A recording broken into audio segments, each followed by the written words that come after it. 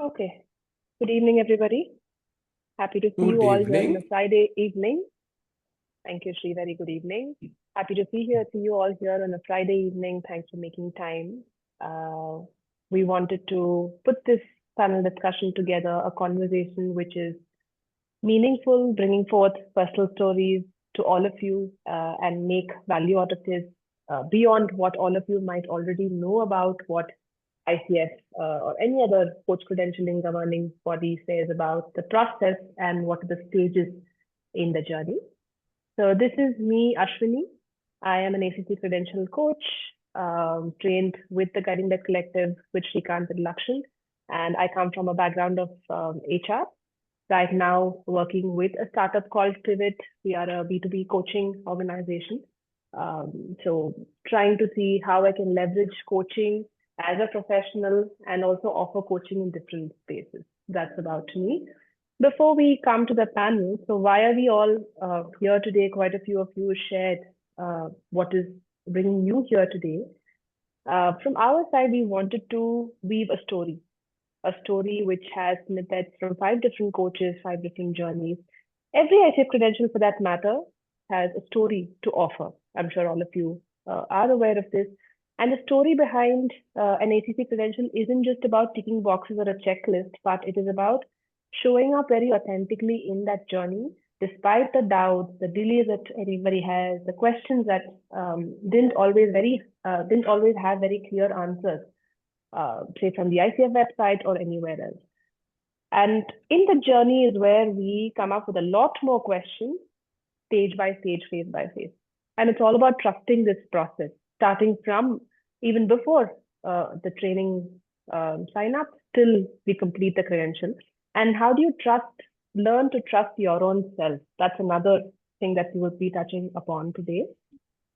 Most of us, or some of us here, we probably never chose to become a coach as a solid career choice early on, but along the journey, somehow we arrived here, something touched us, some deep shifts happened within us. We met somebody probably, or we heard about how coaching can bring in a shift, and we've probably had conversations with our peers, colleagues, families, friends, and these conversations always mattered. The other person sitting across always had something to take away from your conversation. And something told you that this is something probably you should formalize and become a coach that you can offer this in a much larger span to the world. And that is why we are bringing you 5 such journeys today, each one shaped at their own pace with their own turning points. And all of these parts put together is going to talk about what is the inner work that kept each one of them going, what are the shifts that they had, the mentors who helped them find their rhythm and pace along the way, the quiet personal shift that changed everything. So brace yourself, whether you're a coach, you're in training, or you're exploring training, or you are just here to understand what coaching is all about and how you can integrate this into your professional role. I'm sure each one of you will have something to take away. And this room is just for you. I'm sure you'll walk away with something. So having said that, I would invite the panelists to share a bit about themselves and who they are and why they chose coaching for themselves. And then we move on with the conversation. I'll invite Loy to start with her first. Thank you, Ashwini. Thank you for the introduction and for setting the stage of what this conversation is going to be. My name is Loy Nelson. I'm based in Kerala, and I have been coaching for the past 7 years. I've got my ICC credentials a week or 2 ago. I have been part of, and the reason why I'm coaching and the reason why I'm doing this is because I've realized the power of self-awareness and what coaching can do in bringing that out. That's a brief about me. Let's explore as we go forward. I'll pass it back to you, Ashwini. Thank you, Loy. We'll have Krishnan talk about his journey. Yeah, thanks, Ashwini. I probably am the oldest in the whole lot, but the youngest at heart. I've got 30 plus years of experience in the industry or on the corporate sector as such is concerned. I left the corporate sector last year. Did do a lot of mentoring and coaching while being in the corporate sector. Went through a formal coaching cohort with Srikanth. That started in April last year. The idea was to formalize my entire education process in terms of being a certified coach as such is concerned. It's been now a year plus. I think it's a little more than a month plus now that I got myself certified. Excited to be here and going to be sharing a lot of tidbits as we go along. Thank you, Krishnan. Krishnan was also my batchmate when I was in training, and his white hair and wisdom really helped in the journey. And next up, Ruchika, can we have you?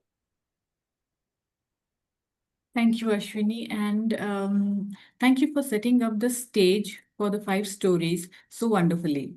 Good evening, everyone. Like Ashwini said, I am Ruchika. I am an ICF ACC certified coach with over 13 years of experience in corporate and entrepreneurship background. So before transitioning into a full-time coaching, I co-founded multiple startups in e-commerce, in digital and social platforms. My coaching, and now I've started my workshops, which focuses mainly on leadership, business, and relationships with a strong inclination towards emotional intelligence. I'm really looking forward to this conversation to share my part of this journey as a coach. Thank you, Ruchika. And Ruchika comes with a lot of determination. You'll hear more of that as she shares snippets of her story. Saba, can we have you? Hi everyone, my name is Saba and I am joining from Abu Dhabi, United Arab Emirates. I am proudly a mother of 2 wonderful daughters. One is 3 and the other one is 10. I am coming from a business background. I'm holding a business administration degree and I have an MBA degree. Professionally, I did a lot of different roles in my life. I started in the financial industry, and from there I moved to telecommunication in corporate accounts. And from there, I was a parent-child specialist during my time in the US. Right now, I am ICF ACC coach, and I am the founder of The Circle. It's an online networking event that I created to bring people together to grow, to learn, and to connect. And I'm very happy to have me today to share my ACC journey. Thank you, Saba. So Saba comes from a background of, she will also share more of how a lot from her experience and the scenarios that she went through culturally also played an aspect in her journey. We'll hear more about that. We also have the 5th panelist, Krishna Prakash. He is currently caught up, I think, in traffic. He was on the call, but he'll be back soon. So I'll come to his intro when he's back on call. Meanwhile, we'll get started with the conversation with Loy, Ruchika, Krishnan, and Saba. So to start with, Loy, I'll probably go with you. In your journey, I know what brought you to this journey, and it was a few years of pondering over this idea of getting into coaching, exploring this, how this can serve you and how you can serve others through coaching. Can you share a bit more about what brought you to coaching and this journey until you started with a choice to become a coach? Thank you, Ashwini. My journey as a coach started 7 years ago, like I shared, and it started through an exposure through a tool called appreciative inquiry, which many of you may be familiar with. And I learned it as a tool or as a facilitation technique. And through that, when I started coaching informally, people of different age groups, I saw the change that was happening in them. And I'm not talking about as we know, I'm not talking about very powerful question. I'm not talking about strong-worded question, but simple things that would make them think in terms of what is their strength, which is what appreciative inquiry is about. It highlights it's a strength-focused tool. And slowly I started seeing the shifts and the changes in the individuals that I was working with. And this is over a period of time. That's where I realized the power of a simple question that can change lives. And when you go in deeper into the individual, look at the root causes of what he or she is going through, that brings about a big change. And it took a long time for me to come to this stage because there were a lot of responsibilities that I was juggling with. And I realized that last year is when I realized that I need to make this more formal. I have the tools, I have the techniques, and I'm seeing a big value and big change. And it's also at that point that I realized that this is something I want to do for a long time. So why not go for it? Power of a simple question, the power of your presence. You gave time to somebody to listen to them, and they honored that and they valued that. So I think those small things are something that formed as part of my journey to be a coach today and to continue in this journey as a coach. I think we all have such very powerful moments. Something triggers us, something touches us.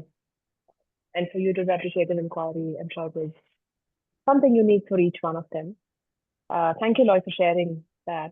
I'll move to Krishnan now. Krishnan, you come from a background of a long timer in the corporate, having done a lot of roles, senior leadership roles, and you've mentored, coached various people over many, many years. I would say more than a decade. Having that background and experience, what got you into considering formalizing coaching, and what are the different stages that you saw that was needed to be prepared for? So one of the things that really hit home was when I was leaving the corporate. So people were coming and speaking to me and saying, "Hey, why are you leaving?" kind of a thing. And so I just said, just wanted to get out of this place and do something on my own. And then there was this lady who came up to saying that, "Krishnan, who do we speak to tomorrow?" I said, "There's so many other people to speak to." No. You want somebody who can listen to us, and you never give solutions, but the fact that we can come and speak to you and the fact that you are able to hold space is a big thing for us. So who's going to do that tomorrow? I think that's when it hit me home that, hey, this is something that I need to make sure that I'm able to share that with others even after I leave the corporate sector. But I needed to make sure that while I know that I've got the understanding of what coaching is and mentoring is, there has been some training that I did get as part of being in the corporate sector. But I needed to essentially make sure that I get myself certified. Why certification was important is because that gives me an identity at the end of it, which will say that, hey, I'm an ACC coach who's there out there. But I think the biggest learning for me in all of this was in the last 1 year has been that a lot of things that I assumed that I knew, I had to unlearn. And in the unlearning process, I was learning much more. So I think that's, it may seem as a paradox, but that's the reality of the whole situation. Essentially, when you go through a formal setup on learning what is something that is going to be important going forward itself is concerned. That was one. There was an ulterior motive also. The ulterior motive is that I wanted to make sure that I make myself valuable even at the age of 70, 80, 90, however old I get. I can still talk to people. I can still hold space for them. And I think as you mature as a coach, this is something that will continue as such is concerned. So I didn't want to be just left out there and say that, oh, just because I'm getting old, I need to be retiring. No, that's not the intention. The intention is to very much be part and parcel of everyday active life. And one way is to be a coach and share with people my experiences. I'm happy to listen to people. Before I move on, Krishna, I have one more question to you with what you said. You mentioned words like listening, hold space, and there's a lot of unlearning that Yeah. happens. Yeah. What changed from how you were coaching earlier to how you're coaching after the training? I think one of the key things, primarily the shift that I could see myself was earlier I used to offer opinions, right, being in the corporate sector. Now it's no more opinions, right, unless asked for specifically, which I would say, okay, we're not coaching now, we've got to shift our focus to something else differently. But I think that was something which was major because I no more give opinions. I take the client through the process of trying to discover themselves, what they discover themselves for them, which is, I think, a huge shift in me. Because a lot of problems that some of my clients are bringing home are something that I have encountered. I have gone through. I know exactly what I need to do as a solution, but I say no. This is their problem. They need to find their way. I think that's a major learning and unlearning that I had to do as part of the entire process, and I'm happy I did that because I think a lot of my clients are actually helping find deeper meanings of why they are in that particular situations and finding solutions of how they can move ahead. So I think this has been a game changer for me, essentially. I'm still sticking to you with one more question. It's been a year since you started your training, level 1 Yeah. training, till you got the credential. In the journey of this 1 year, what contributed to bringing these shifts in and having a game changer shift? I think a few things that contributed was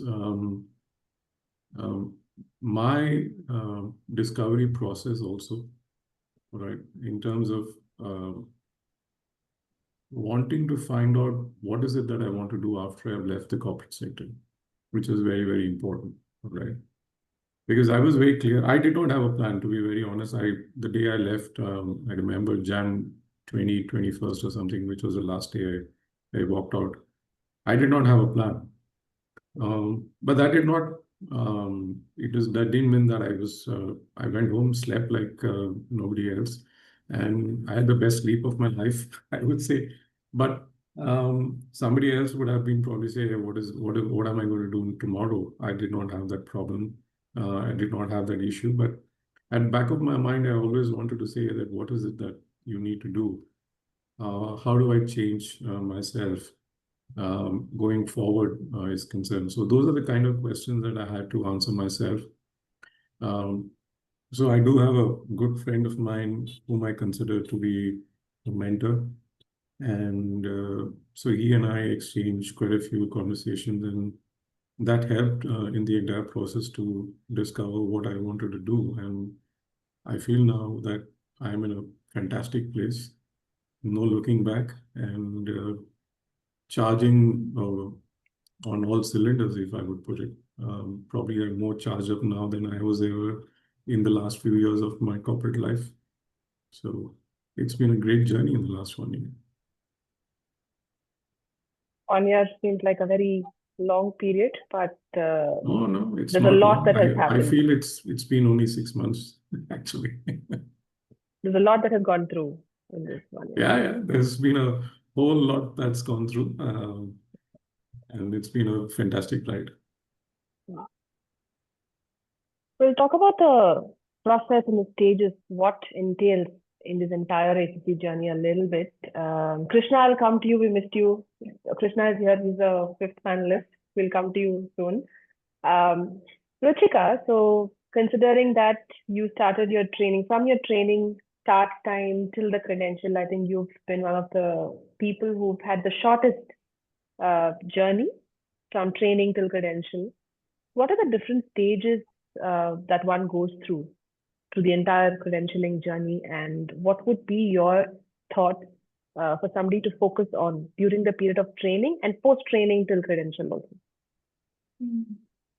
So, yeah, for me, it was somewhere around 6 months. It also comes from a place, Ashwini, where I was on a break and I had all the bandwidth to just take everything and work on everything that I have. So because I had the bandwidth, I had a clear goal. I could see, I remember in the cohort when, we were thinking about when is a good time to apply or take the exam. And when it was June, I had in my mind maybe April. Because I had a clear plan in my head, like an overall plan that this is something that I could do in this much time. So the phases or the stages that I went through was, first, I had no plan because when I started coaching was a little different as to what I thought coaching was. And I am sure a lot of us go through that, where we don't have to lead, we cannot give opinions, like Krishnan said, we cannot give advices. So when I was like okayed with all of that and I understood what coaching was, it was a month or somewhere. What helped me to start my coaching from the time I was training was in the cohort, we had this live coaching sessions with observers in. So it started, that was a propelling effect, which made me go out of the cohort or the module and do coaching in the rest of the time as well. So the phases would be, I would say the first 15 or so hours would be, a lot of people actually told me I was talking like my coach mentor because I was so into it. Like I cannot blink, I cannot miss a thing. And that's okay. And I was absolutely okay with it. I was happy.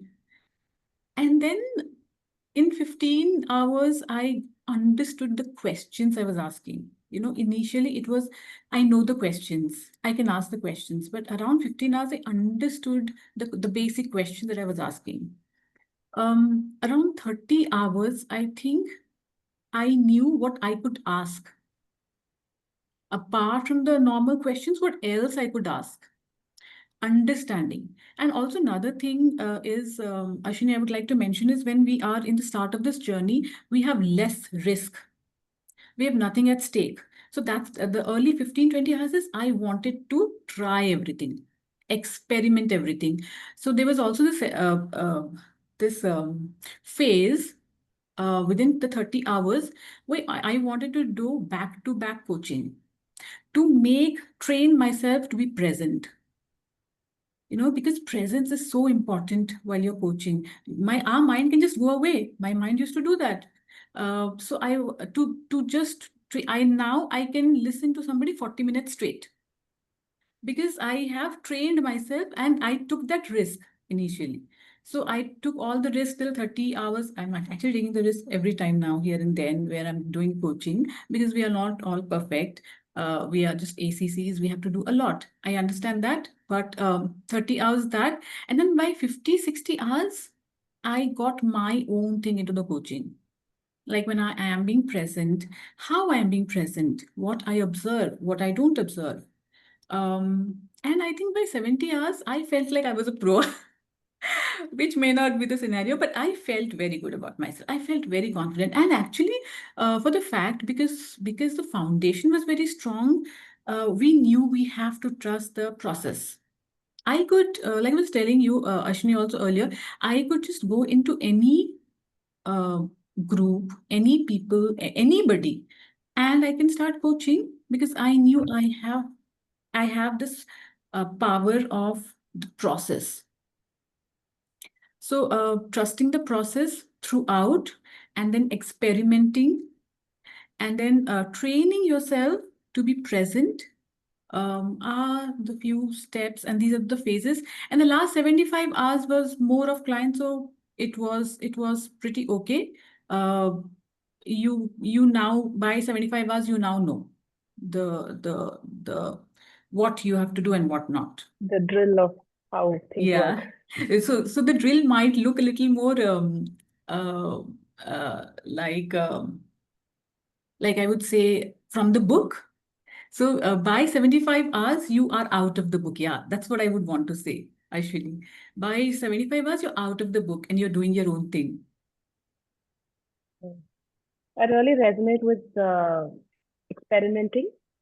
I remember I did this in my journey. I was told 100 things. This is how the journey will be. This is how you should get your hours. This is how you have to work with clients. This is how you can attract clients, all that. But somehow it didn't work for me. And I was not aligned to what I was told from around peers and many others who have been coaches for a while but trained elsewhere. And I said, nothing doing, let me figure it out. And that's where my experimentation started as well, right? Like you rightly said, the power of process is what I relied on. I really liked how you said, trust the process. There's a power in the process. And what I articulated for myself was the process can be very different for each one. Well, ICF defines these are the different stages, and this is how the training goes. This is how you accumulate 100 hours. This is how you apply for the exam, get your credential, etc. But there is a personal process, and that's where the power lies. I believe that, and I hear that from you as well. Thank you for quoting that. Absolutely. And moving on to Krishna. Krishna, so please start with your introduction once I finish my question. People didn't hear who you are, what you're doing. So Krishna, my question to you will be, you come from a background of very deep knowledge and experience with Indic wisdom. Background of yoga, your own spiritual journey, multiple things that you have done, the spaces you've been, people you have been with, the gurus who have been with you. You come from very deep experiential learning here. In spite of having that background, what brought you to coaching? And what makes you stick to coaching even now? Namaste to my teacher, Coach Shrikant here, and all my batchmate is here, JC. And this was happening unconsciously from mid-2000s, unknowingly, because we never knew what our teachers are doing, with us, my spiritual teachers. And one competency which I was always, whenever we look into it, that competency is no longer there. It's called powerful questioning, right? So till 2019, we had 11 competencies. So just like that, we will be reading it. But at that time, the education was not affordable. My priorities were also much different at that time. And when I balanced it, I think affordability came in the picture there at that time.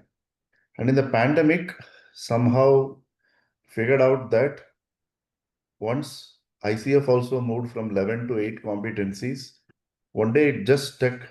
Is there anything parallel to Ashtanga Yoga? There's also 8 limbs. This is also 8.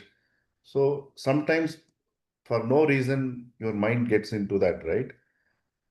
And then later, I realized that this process is akin to Vedanta. It's all about the one who is inquiring. Who am I is what we proceed. Even yoga has to take us to that place. And because we are not giving advice, we are not doing any judgment, the probability of karma sticking to a person in this process is almost zero. Our tradition tells even if you think ill of someone, speak ill of someone, it may be right or wrong. It is not our work. We are not the savior of the world, right? We have to do our homework and get out of it.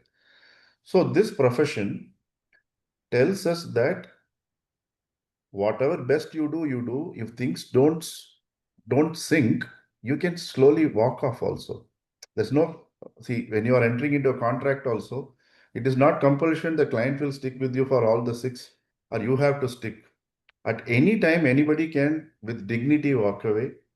This process gives that. The first thing is, this is one of the professions where we have very less karma and we have very less baggage because we don't need to process the why. The why gave the lot of baggage. So before 2019, in my conversations, why was dominating a lot because my teacher also mentioned that we don't subscribe to digging too much into the past life regression we don't do.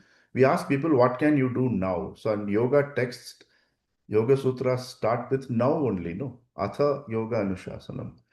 So when I was transitioning, then I also realized that brain also, when you start listening and digging deep into somebody's personal story, neurocoupling happens. A lot of neuroscience work has been done. So then what is coaching? How is coaching different? So in Vedanta, there is no neurocoupling. You are very clear in that.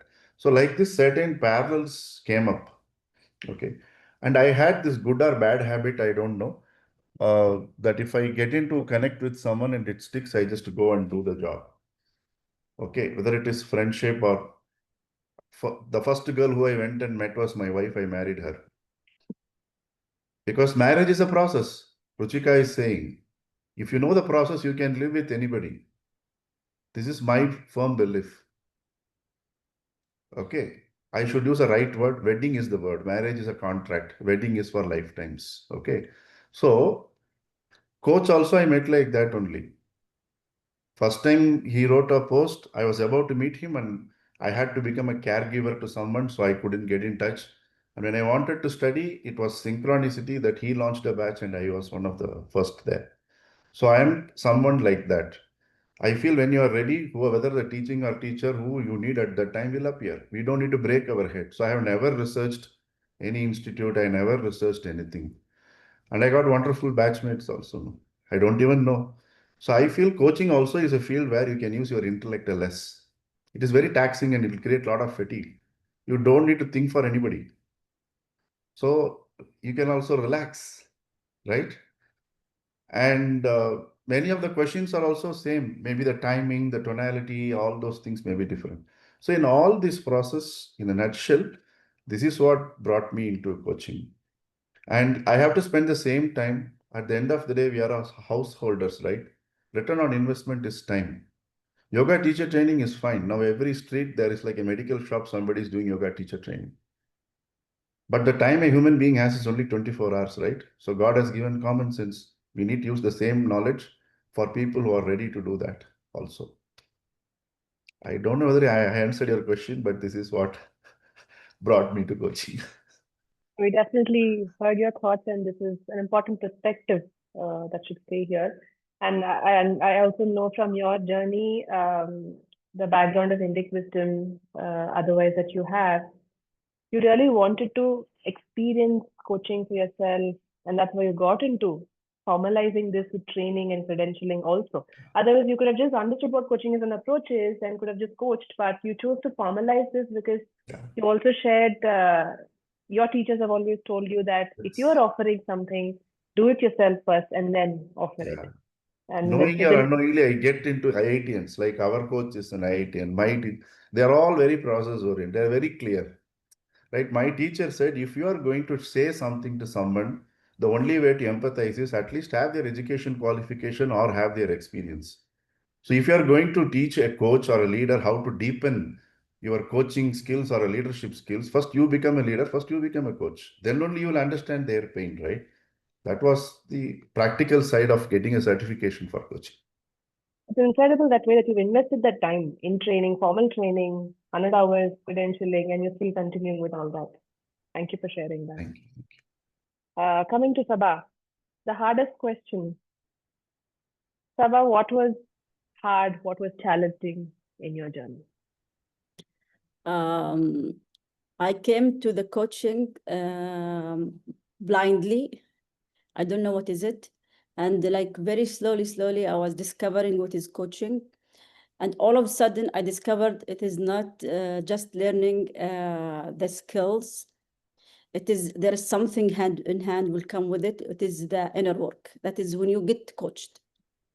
And I was like very confident. I thought I did my, inner work. I know most of it. Like I have nothing to dig and find.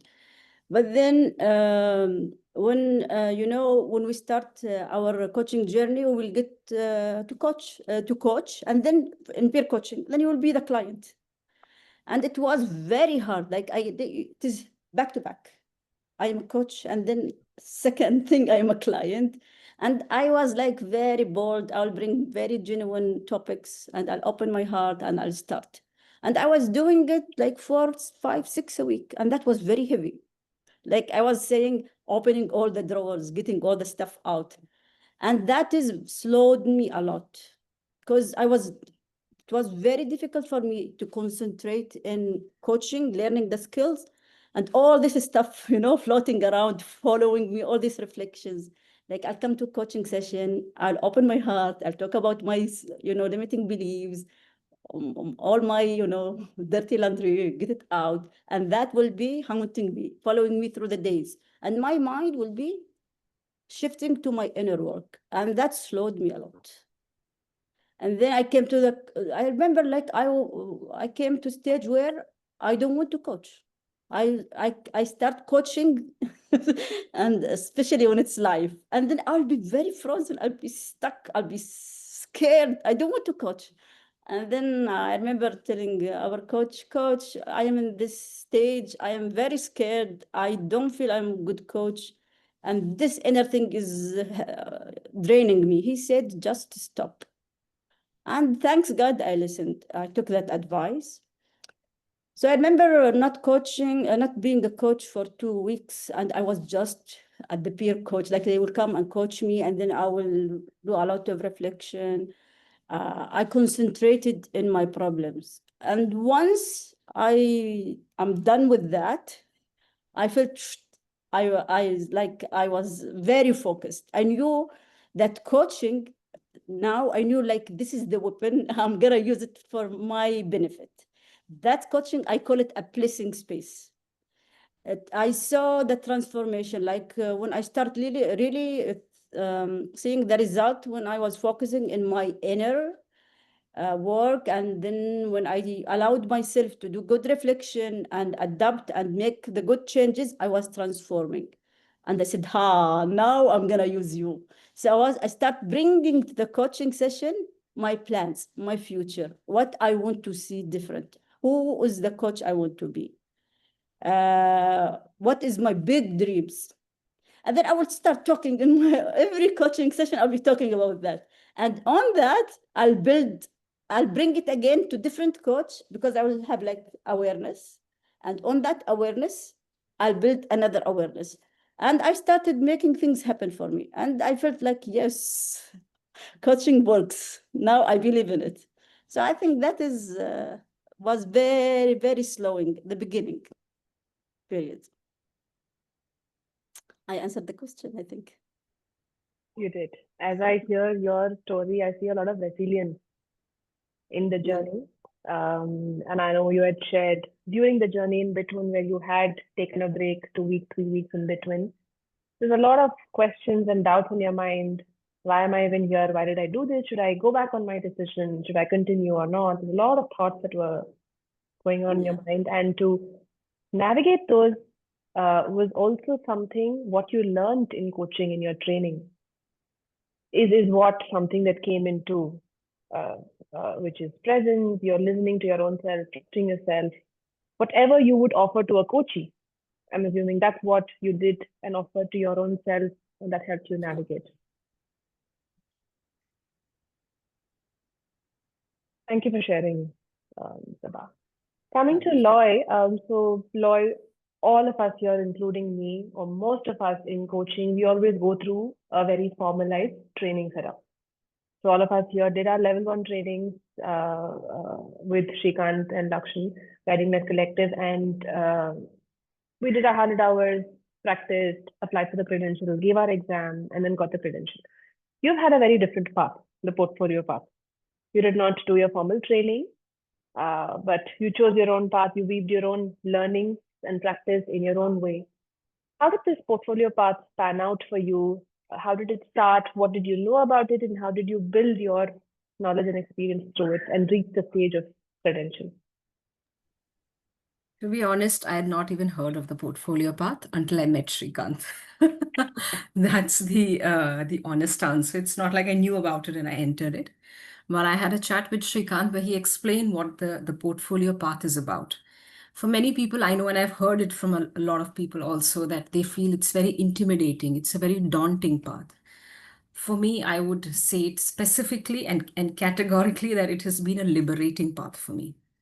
The reason because I've had a lot of experience with respect to coaching, creating content, designing, delivering, etc. So aside the coaching role that I have, I am also a lead consultant with an organization called Global Good Amani.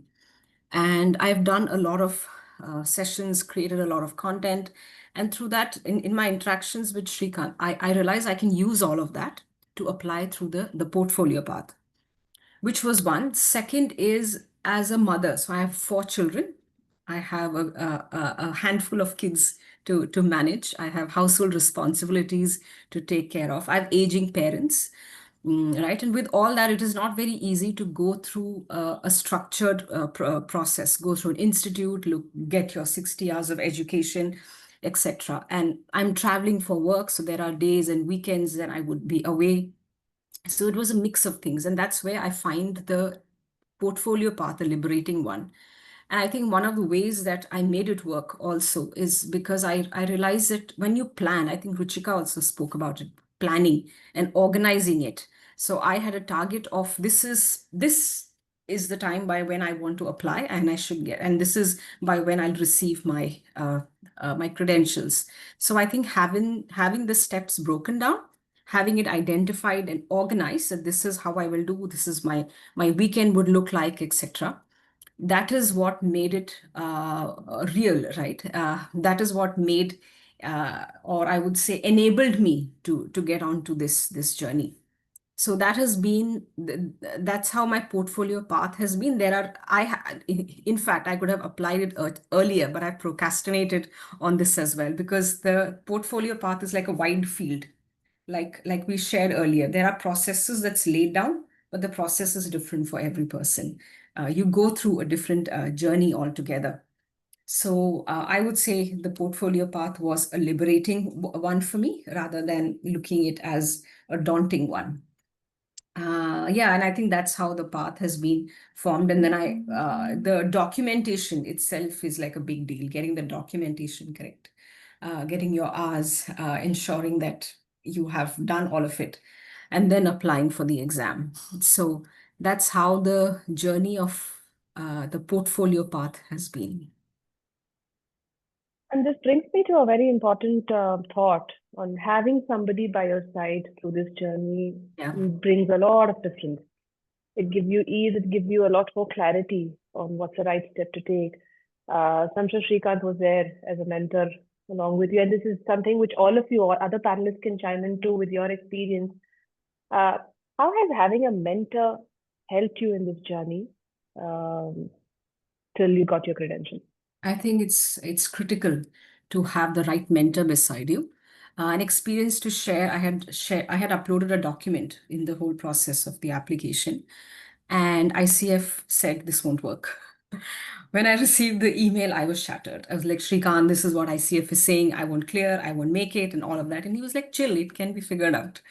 Right. So I think having the right mentor beside you to support you and to take you through is very, very critical. And I would say especially for the portfolio path, because there are some, you have to forge your path, you have to tread waters that is unseen, and you've not, people have not crossed it. So when I spoke to a lot of other coaches, they have not heard of the portfolio path. In fact, they were like, are you sure of what you are doing? They had their doubts about the entire process. So I think having a mentor beside you to guide you, to uplift you when things are not going well, and to say that it can be worked out is super critical. It's both from a clarity, from a process point of view, and to also handle your own self, regulate yourself as you move through this daunting process. And to keep the hope, right? Because as you go forward, there will be different kind of hurdles that you will face. So I think to keep the hope, to keep your spirits high, because many things are happening in our lives, right? This is not the only thing that we're working towards. There are many things that's happening. So you need a mentor that can be your light and hope as you move forward. In Saba also, when Saba shared her story, when she was navigating her challenges, that's where the mentor's role played a lot more beyond training. So quite often mentors come in the capacity of formally supporting you with mentoring hours, which is you need certain mentoring hours to be recorded for the preparation of credentials. But the mentoring that we are speaking about is far beyond what gets recorded as hours. If one of you can share, Krishnan, Krishna, or Ruchika, or Saba, your experience of how mentoring has added value beyond the formal hours. Yeah, I want to honestly, because I remember you reached out at the beginning of my journey, Ashwini. I think you are the first one who peer coach me. You are the one for certain time period, and I benefited a lot from that because I was also asking you like behind the scene, can you mentor me? Can I ask for advice? And you will say yes, yes, yes, and that helped me a lot. And after that, Sarajot also, she approached me for peer coaching, but then I asked her to be my coach. Like officially, I told her, Sarajot, I want you to be my coach.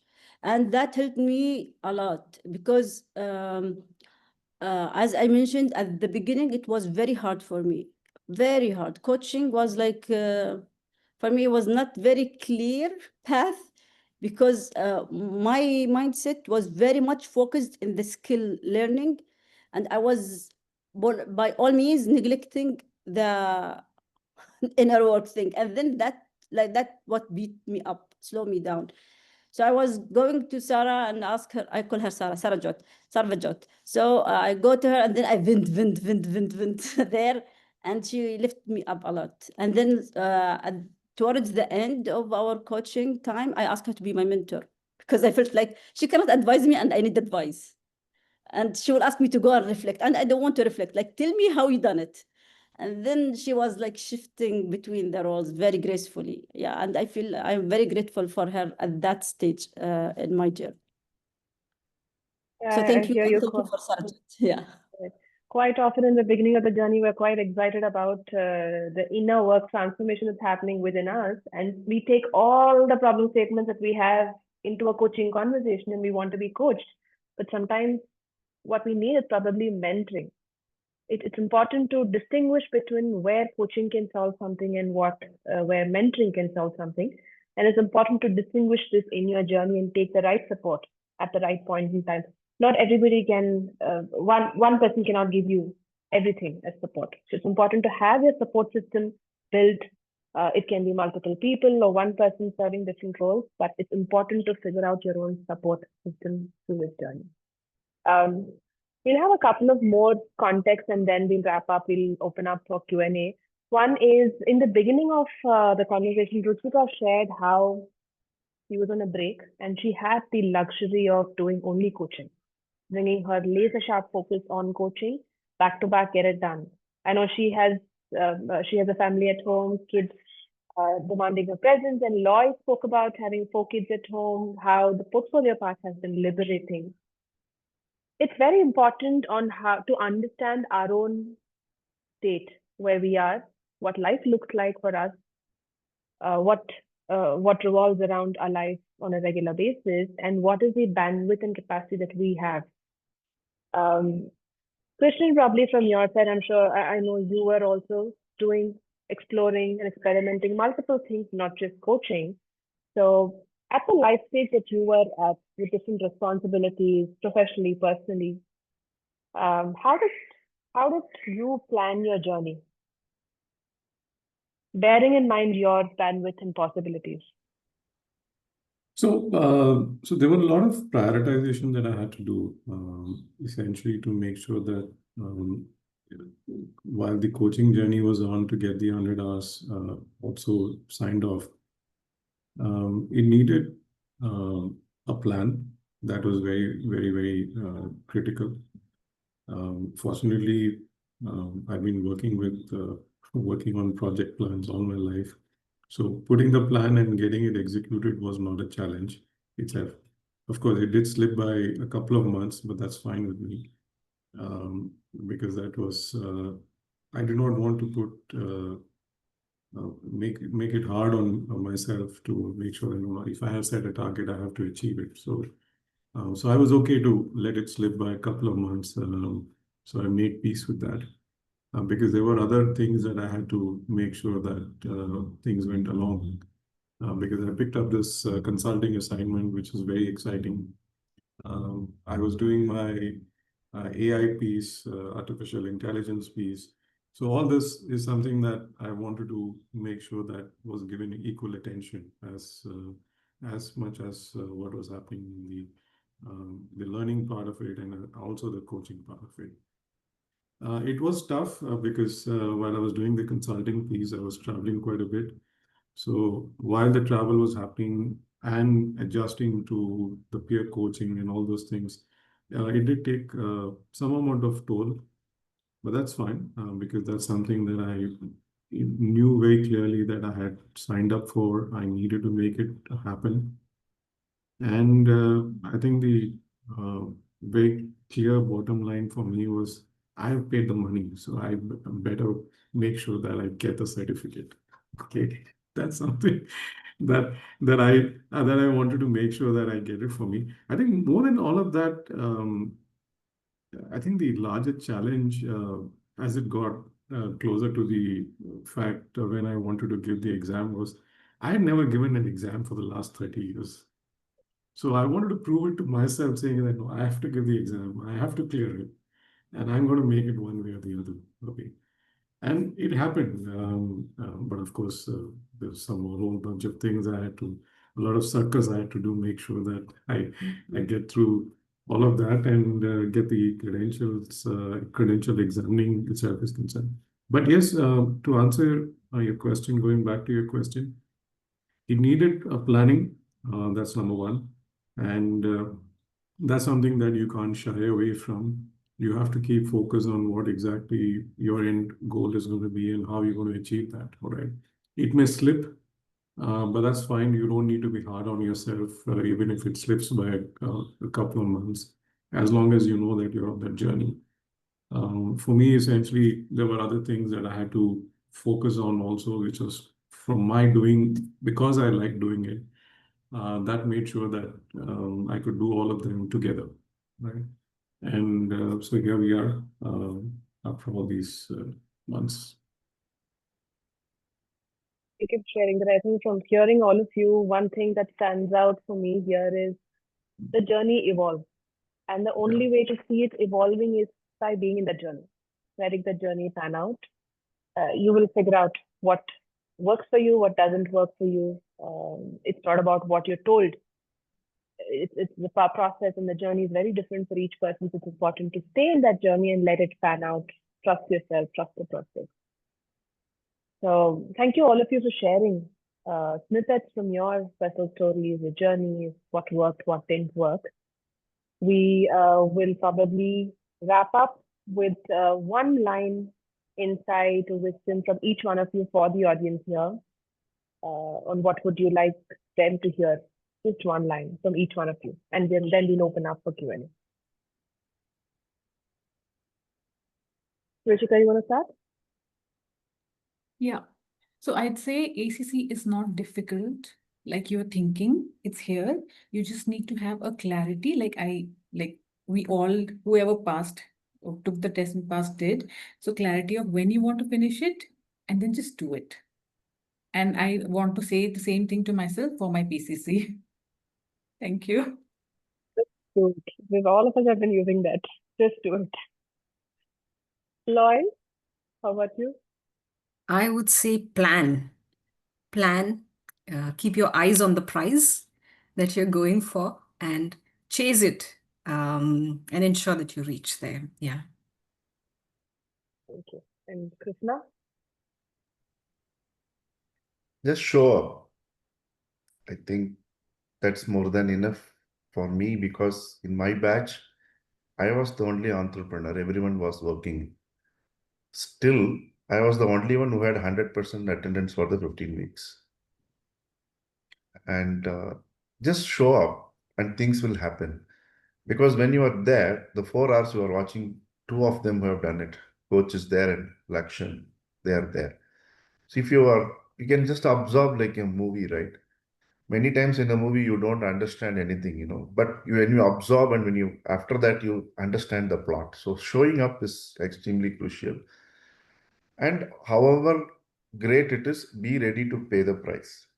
Because as a yoga school and a yoga retreat, main business for me was Friday, Saturday, Sunday.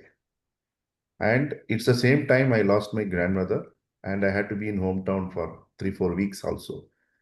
So that 15 weeks I forgo my yoga retreat business. For example, there is no revenue coming. And the weekday you are ready to work, people are going to work. So they are not going to come to you. So there is a price for everything. And my request is pay it lovingly. Because there is no pain, no gain. When you do that with love and compassion instead of rejection, I think the results are manifold. Do it with love, show up, and if something doesn't happen, a new path will open. For example, when I was struggling to finish my 100 hours, one day I was talking with Sridevi Raghavan. She's teaching for Symbiosis, the same program.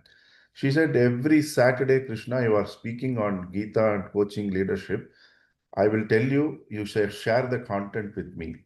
Out of the 38 sessions, she helped me to classify 24 hours from that. If I don't ask, when you're in trouble, please ask. Like Saba beautifully said, ask. If somebody is judging, it is their head, they are judging you, right? Why are you bothered whether somebody is judging you or not? At least you will sleep well, you asked, that's the best you can do. And if people are there as fellow coaches, naturally, they are not going to judge if they are really training them to be coaches, right? Situations are different. So I feel show up, pay the price with all the love, and ask. These are the 3 things which stand out for me in my journey. Thank you, Krishna, for sharing that. Saba, what would you have to say? I would say don't do it alone. Find your people. And like when you start coaching, always I hear that it's a lonely journey. It shouldn't be. When you start the journey within your classmate, within the community, see, because we do a lot of peer coaching, see who you are clicking with and make groups and plan together, study together, help each other together. Don't do it alone. Otherwise, it will be very boring and you will lose the momentum. And also planning. I want to second Lloyd, planning. Just plan. Put your plan for the week, plan for your hours, revisit your plan every week and do reflection. Be able to adjust and change the plan. And you will make it. Thank you, Saba. And Krishnan? Yeah, I think the last one I want to add is that Sri and Lakshan have built a fantastic support system, coaches circle. Use it, leverage it. Everybody's out there, 300 plus people who are coaches who are there. Make use of them. I think those are the people that you can reach out to, whether you want to get your ask in or reach out for any questions, clarifications, issues that you will have. Everybody is so open and kind enough to respond, answer, and support you. I think that's what you should pretty much do. Thank you so much, all of you. What stands out from this conversation is determination, process. Just do it, just show up, having a support system. And the rest is trusting the process and trusting yourself. So with that, we'll open the floor for question and answer. Anybody who has questions or comments to share, thoughts to share, please feel free to come on video and share. I see Shraddha saying, I find accumulating 100 hours coaching challenging. We all agree on that. Any of the panelists want to talk about and respond to her? I would like to give a suggestion, which coach also knows, because like me, he was also in the head table at BNI. When I struggled, one is I reached out. Second, there is an acronym called FROGS, what they say in BNI. F is friends, R is relatives, O is organizations. Okay, G is geographical location, S is social network. So what I recommend for people who are struggling to get these 100 hours is write 5 members in each of this. You will have 25 people. And this is also a test of who is going to be with you, right? And if someone can give you 3, when someone can give you 6 hours, you will cross. So without when I was struggling in 40, 45, then suddenly when I saw I was at 160, when Ashwini was asking me, I was at 160. In between, I lost my log. So I reached out to Lata, Kamala in my batch, got my log back. We started together. And as Loy said, no, everybody has their own thing. It's not the only thing we do in life also. So you have to be very practical and real. At the same time, be compassionate with yourself, and a lot of love you have to do. So if you do these frogs, first is friends, second is relatives, third is organizations you have worked. G is geographical location. You might have worked in Nagpur, you might have worked in America, you have worked anywhere. First note it down. S is social media, through social connections. From each, if you get 5, you get 25, and slowly you can build the list. So gradually you can reach there. And without challenge, if a certificate is given, you will not take it, believe me. I was also frustrated why they said 100 hours. If a coach said after the 60 hours, you did coaching well, I give you a certificate, you will not value it, I will not value it. That 100 hours ensures that, are we ready for the game? That's what I felt. Ashwini, if you allow, may I add something? Ruchika, yeah. Yeah. So perfect. What Krishnaji said is perfect. Now you have the people. Now what I did is when I had these many people, I put them on my calendar and I tied them to my calendar so that I know my whole week. So I went by week. I knew I had 3 months, for example, but I went by week. So from by Saturday, Sunday, I was sure about my week.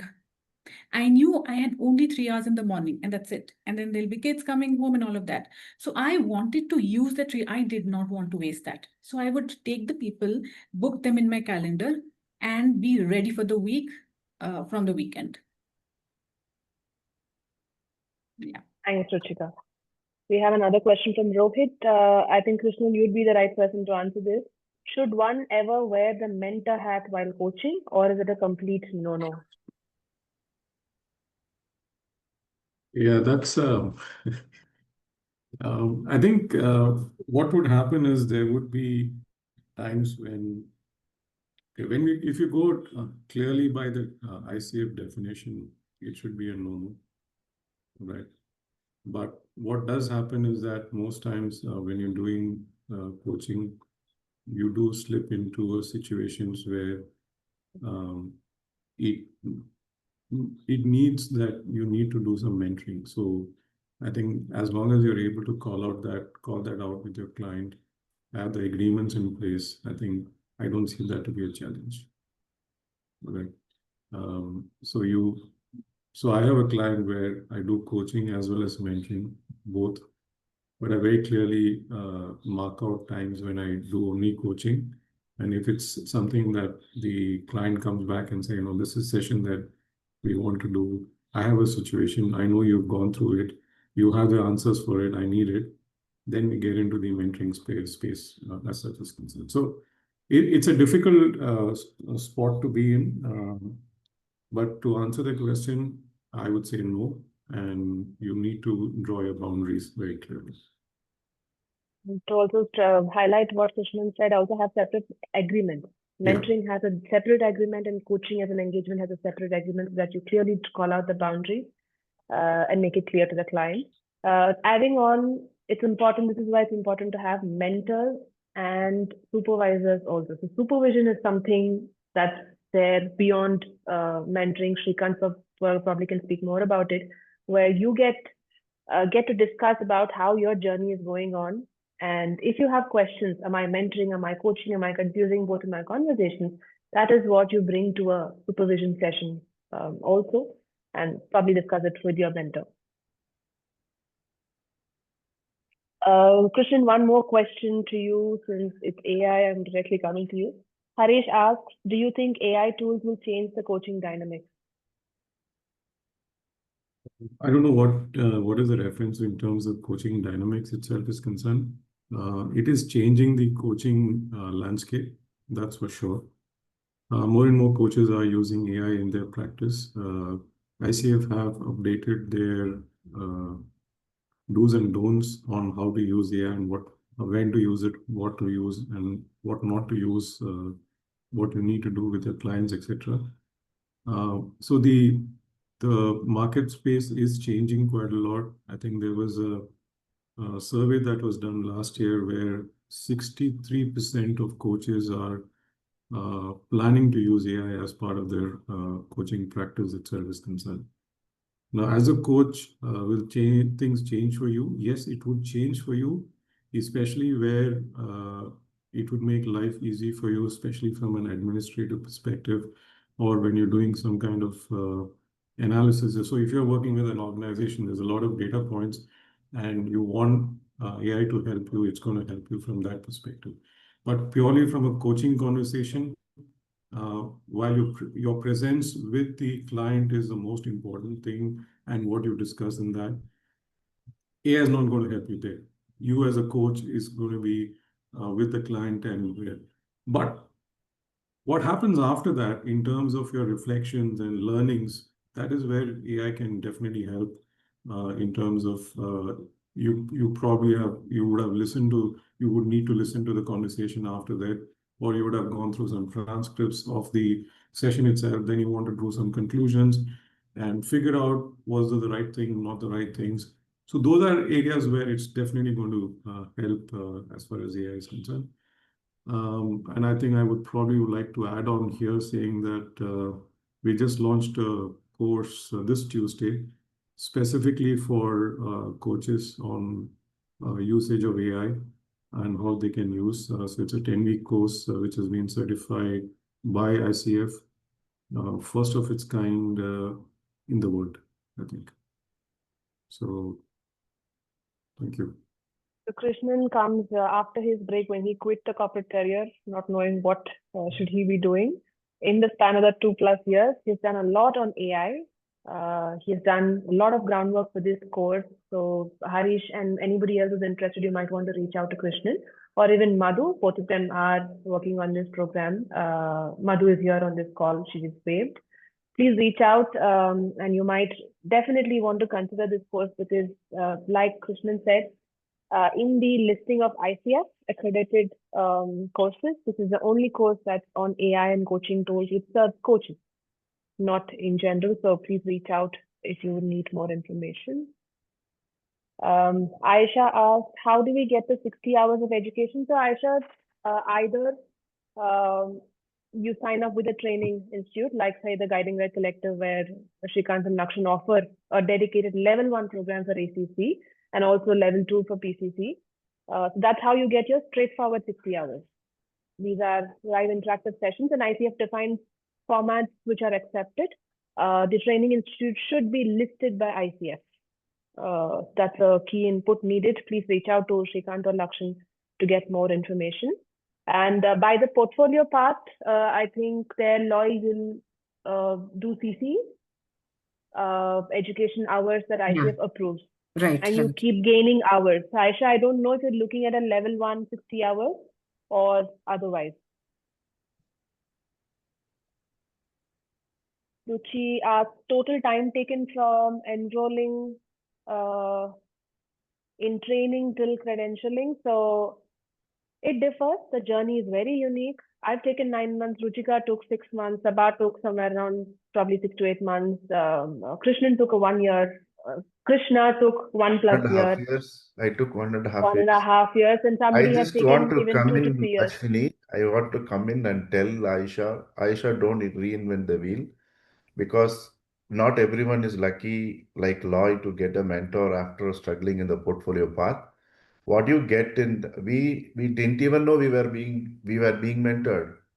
That is the beauty, and it is a double engine working here, not one person doing everything. And coach with his experience and incisive feedbacks from Lakshan, and without knowing, you will start being mentored. So when you do a portfolio path and then you have to find someone for 10 hours mentoring. So that is, if you are very brave and you don't know and you didn't attend this program, then fate would have been there for you like that. Now that somehow the destiny has brought you here, I think you should not reinvent the wheel. There is an institution which is giving you everything. Credentials are there. Speak with all the people who have done ACC through coach. You will get to know yourself. That is my just 2 cents. So to sum it up, Ruchi, 2 important aspects. One is you have to do your research, know better on how to choose the right institute and the right mentor. It's not just about signing up with any institute. You really have to know what you're signing up for. So ask the right questions to them, get to know enough before you sign up, because it's you who are paying the price for your training. So know enough and know what you're signing up for. That takes care of the journey, rest of the journey. The other thing is having the right mentor and support system, which helps you move through different stages of the journey. So these are two things that is really important to take care of. Can I chip in a little bit? Yeah, Ashwini? Krishnan. Yeah. Just to add on to what you just said, before joining Guiding Light, I did do due diligence because the investment was quite substantial. I believe I spoke to some 5 or 6 people or coaching institutes as such is concerned, but nobody gave me the confidence and the experience that I was looking for in terms of before the joining part, saying that, hey, this is what exactly you're going to get into, the openness, the frankness, the honesty. All those things were completely lacking in the other ones.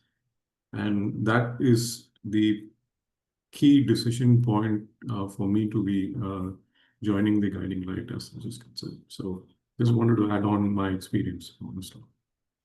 I agree to that. If I was able to do it in 9 months, I think it's solely because of a very, very solid foundational training, which I did in 3.5 months. And the rest of the journey with mentoring and other support system that I had from the community, coaches community that I'm part of. I'm sure Ruchika has a very similar experience for her 6 months. Aisha again asked, is there a specific outline, a specific body of knowledge, or different people offer different kind of learning? Is it online or in person? So Aisha, I'll try answering this. So ICF has defined what needs to be primarily there in the training curriculum. Over and above that, institute can add anything more, but there are 8 ICF competencies and there are ICF code of ethics. What does coaching mean as per ICF, and how does coaching differ from mentoring, therapy, and any other modalities? These are some things which have to be mandatorily covered in the curriculum as a course. So it's important. So any institute offering ideally should have these in their curriculum. So look for those definitely. Online or in person depends on your convenience. It can be a hybrid version. I know Shrikant Guiding Light Collective does both online and hybrid version. There's a hybrid version coming up in the next month. I've done a online weekend program through 3.5 months, and Saba has done a hybrid. So both works. It depends on what suits you. No matter what, online or in person, the entire journey depends on how you put in your process and effort. So don't worry about that. How did you deal with the financial aspect? It's a substantial investment. I'm glad you used the right word, investment. It's not cost, it's not price that you pay. It is an investment before you even become a coach. It is an investment in working on yourself. It's a lot of, I wouldn't even call finance as the only investment that you do. There's a lot more beyond the financial aspect. And when you go through the journey, you will really know what you take away for yourself, irrespective of you become a coach or not, you continue coaching long-term or not. It's an investment. It's really an investment that you make in yourself. So it's important to make right choices and ensure you justify that investment with your effort going through the journey as well. Rohit asked, could you please share the details of this AI course by ICF? So what we will do is we'll be sharing a summary email post the event. We'll cover this also as part of the email, if that's okay. Madhu has left her contact number. Already, so, Madhu yeah, already Madhu put the has, brochure. Thank you, Madhu. Sorry, I didn't notice. So Madhu has put up the brochure and her contact number. Please reach out to her if you have questions on this course. Any other questions? So level 1, Aisha has level 1. Yeah, so Aisha, you can also contact Madhu and Lakshan. Their contact numbers are available. They'll be able to help you with the level 1 training. Any other questions from anybody? So Ruchi, please go back and look at it. The brochure has been already dropped in the thing by Lakshan. You can see the Guiding Light events. The brochure is already there. If you want the numbers, I'll just put that again here. Yeah. I'm able to pin this, but the brochure shared by the Guiding Light event. If you scroll up a little bit, you'll find the brochure. We'll also share this on email further. We're almost towards the end. Any last thoughts or questions from anybody?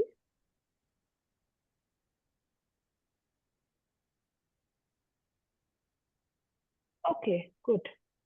Thank you so much for being a wonderful audience, bringing forth questions and patiently also listening to the snippets and stories that came across.